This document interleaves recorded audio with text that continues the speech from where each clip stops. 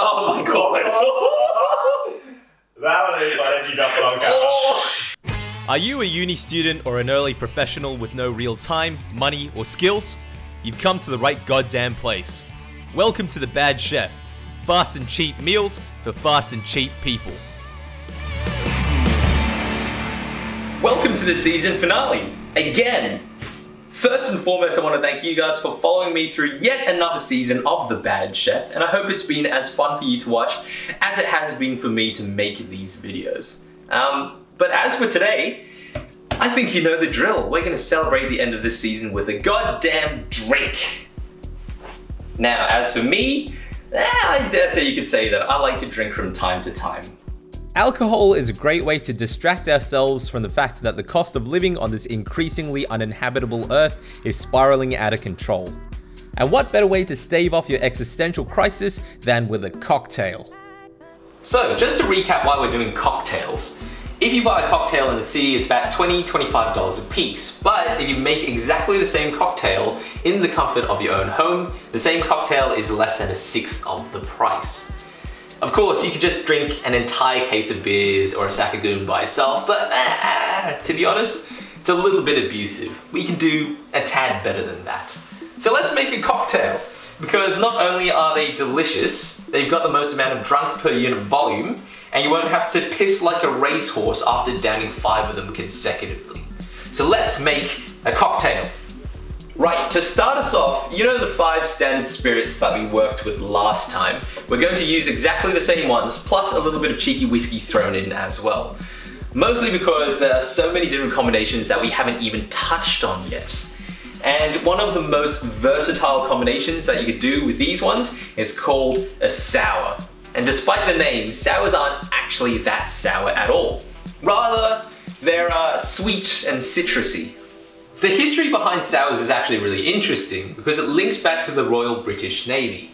Because in the 1800s, if you were serving on the Navy and you were traveling abroad, you didn't really have a steady supply of drinking water on the ships. So instead, the sailors would drink spirits. A lot of spirits. They also had a scurvy problem, so they added some lemons or limes to the spirits that they were drinking, and spirits, citrus, bam, first primitive sour. Over the years, they added a little bit of sugar to it to make it taste a bit better. And then they took the lemons, the limes, and the sugar all around the world and mixed it with any and everything that they could have found. And over the years, a whole entire list of sours was born from that. But that's basically it.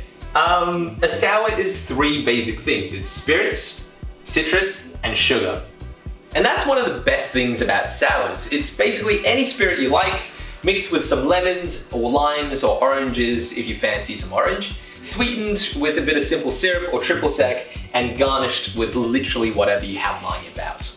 And as a result, there's a name for every single combination that exists out there. And even if you make it wrong, it just becomes something else, like a gimlet or a white lady or a Cosmo. But that's the beauty of a sour. You literally cannot make it wrong. Yeah, anyway, I'm gonna flick up a table here, somewhere, of all the sour combinations that I know of. So you can pause the video and you can read it in your own time. But for now, that's enough talking. Let's get crack-lacking with the OG, the daddy of all sours, the whiskey sour. Right, the whiskey sour is considered to be the granddaddy of all sours. It's the OG. It also contains some raw egg whites because when you shake it really vigorously, it becomes this velvety, pavlova-ish sort of foam, and that's lovely. But it also tastes a little bit eggy.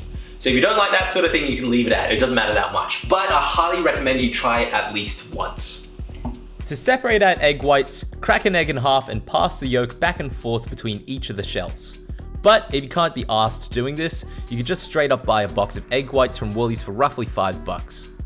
Also, there's a neat trick if you want a vegan option. Instead of egg white, you can use aquafaba, which is the water that canned chickpeas sit in. That foams up really well too. But yeah, now that we've got our foam, let's make ourselves a whiskey sour. To make a whiskey sour, pour 2 shots of whiskey, 1 shot of lemon juice, half a shot of sugar syrup, and half a shot of egg whites into a cocktail shaker. Shake it vigorously without ice until the egg is beaten into a fine foam. Then add some ice, shake it until it cools off, then strain it into a glass. Garnish with a maraschino cherry on a skewer with some lemon or orange peel, and you're done. The flourish that I like to put on is a couple of dashes of bitters, which creates like a sunset sort of gradient through the drink. But if you want a fancier variation, a New York sour is pretty much the same, with a bit of red wine layered underneath the foam.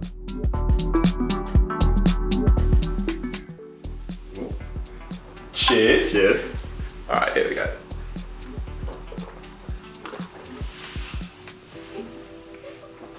That's not bad. That's bloody delicious. Next up, gin sour. The gin sour was an American Prohibition special which saw a surge in popularity in the 1940s. This one also contains egg whites, so if you don't like the egg whites, you can kick that and it becomes a Fitzgerald. Anyway, let's make ourselves a gin sour. To make a gin sour, add 2 shots of gin, 1 shot of lemon juice, half a shot of sugar syrup, and 1 egg's worth of whites to a shaker and shake vigorously on ice. You could dry shake it as well, but if you can't be asked, it'll be fine. Serve in whatever glass that you have and garnish with some toasted lemon peel and a few customary dashes of bitters. As a personal touch, I like to add a few lemon thyme leaves, but that's up to you.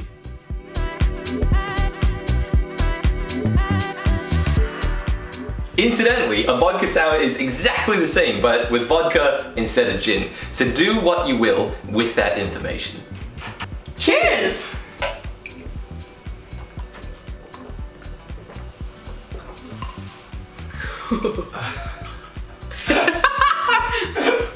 No, I'm gonna eat that too. It's Oh, delicious. the lemon thyme's good though. It's really delicious. Thank you. I'm not gonna try it though. Since we're on the note of gin, let's make ourselves a white lady.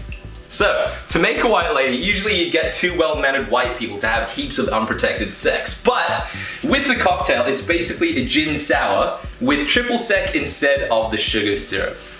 It also contains eggs as well. You could kick it if you want, but since we've got it, we're going to use it. So let's go. To make a white lady is 2 shots of gin, 1 shot of triple sec, 1 shot of lemon juice, and if you're using the egg whites, 1 shot of that as well. Shake in a cocktail shaker with ice, then strain into a cocktail glass.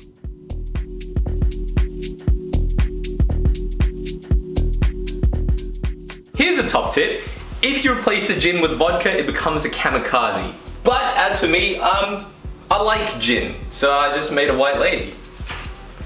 Cool. Cheers. Cheers. Let's go. But yeah. There actually wasn't that bad, to be honest. It's like the vodka vodka cut through right It's at like- the end. Yeah. I mean, I know you vodka finished is it. probably really good quality, and it just. Drunk. Now, I know we haven't touched on vodka just yet, but let's fix that now. We're going to make ourselves a caipiroska. Now, what a caipiroska is, it's the close cousin of the famous Brazilian caipirinha. And whereas the latter uses cachaça, this one uses vodka. So, let's make ourselves a caipiroska. Let's go. How to make a caipiroska is 2 shots of vodka, half a shot of simple syrup, and half a lime thinly sliced. We'll build it into the service glass, so chuck a few limes into the glass, add some simple syrup, then muddle. Then add the 2 shots of vodka and top the glass with some crushed ice. Stir to combine, then serve. All right. Cheers, here we go. Cheers. Caipiroska. It'll get you drunk! Come on, Nero! Sit. Oh. He's just staring at the camera. You're gonna have to put some voices. This is really cold. My dentist is gonna hate me. All right, let's tackle the last one. Rum. So a daiquiri, right? Despite copying a reputation for being a girly drink, they were actually invented by an American miner working in Cuba in the 1900s. A miner, not a minor. A minor would have been concerning. But yeah, to make a classic Cuban daiquiri, you need 2 shots of rum, 1 shot of sugar syrup, and 1 shot of lime. So let's make ourselves a daiquiri. Yeah! That was better than the first! I'm gonna use that take! But what if you wanted a fruity frozen daiquiri slushy? Easy, just add some fruit, then make it slushy. The best part is that you don't even need fresh fruits. You can just use frozen ones and blend it all together. It'll be exactly the same. But today, since I do have fresh fruits, I'm going to be using mangoes because they're in season right now. So let's go, let's make a daiquiri. Now, at this point, I promptly ADHD'd out and decided to make both. So, for the frozen blueberry daiquiri, blend a handful of blueberries with 2 shots of rum, 1 shot of sugar syrup, and 1 shot of lime juice until it all looks like a slushy. Serve in a glass garnished with some toasted orange peel. For the fresh mango daiquiri, it's exactly the same process but with mango instead. I'm also going to be garnishing it with a dash of coconut cream and a few lemon thyme leaves as well.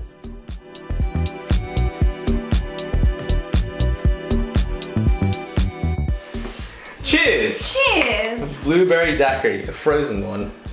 I don't think I can scull this actually, though. Do it. Oh, that hurts. That's so rough. Oh, that hurts so much! Aggressively eating it.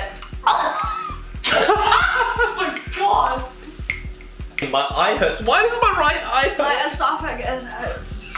Steph, why did you turn into a goblin? Alright. That's it! Yes! So the tweet said, Fucking champion. nice guy. Put these on. Fucking sick. Gangster. The bucket hat. Gangster. So there you have it. 5 cocktails to send you into a different dimension during pre-game. And how it works, with every one of these cocktails that you make, you're saving $17 that you would have spent outside. So the more you drink, the more you save. At least I think that's how it works. But yeah, I have to give the standard safety disclaimer that is, don't drink if you're pregnant, don't drink and drive, don't drink and be a liability. So yeah, don't be a menace. We're just all here to have a good time. But other than that, yeah, thanks for watching this season. It's been a real joy. And I'm gonna cheers to that. So here you go. And it's season 2!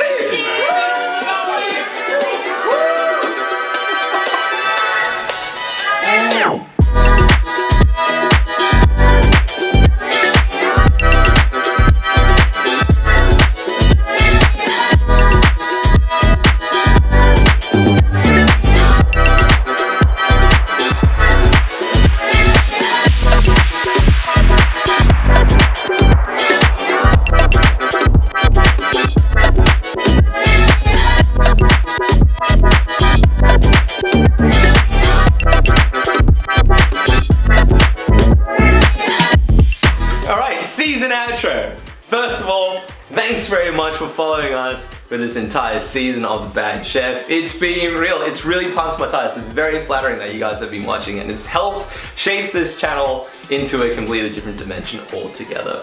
But of the special thanks that I have to give, I want to thank Mum and Dad for being my #1 fans. I want to thank Will and Steph for fighting my parents for that #1 spot. I want to thank Ina Yavalis as well. She gave me a lot of invaluable advice that has helped shape the channel into what it is today. I'm gonna leave her links in the description below because I'm actually too drunk to actually do anything in front of the camera. And I also want to thank you guys for watching this shamefully underprepared season.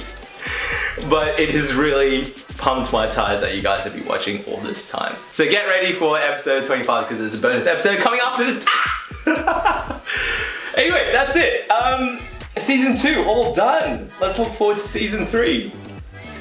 Season outro. Let's go!